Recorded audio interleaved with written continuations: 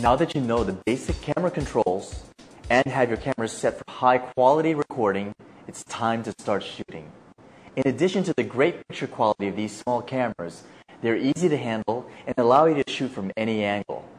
The most important part of professional looking shooting is to hold the camera still.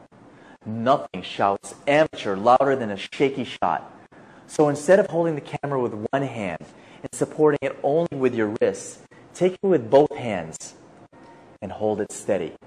Of course, there may be some times that you need to stretch out with the camera for a high or low angle, but for most shots, a steady two-handed support under the camera will give you great results.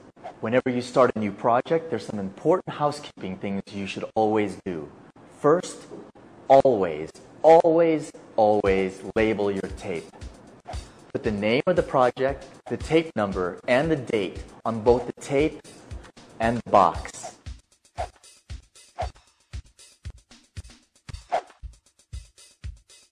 When you put a new tape in the camera, always record at least 15 seconds of either color bars, if your camera has them, or just black, which you can create by holding your hand over the front of the lens.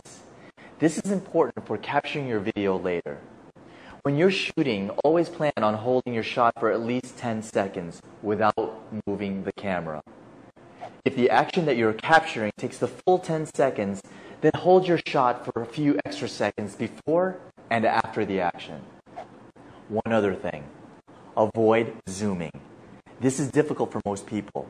After all, there's a zoom control right at your fingertips. But be assured, nothing looks more like amateur hour than a video that zooms in and out. In general, it's best to leave your camera zoomed all the way out or wide and just move closer to your subject.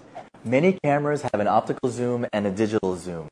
The difference between these is that an optical zoom is done with the lens itself, and the digital zoom is an electronic enhancement of the picture.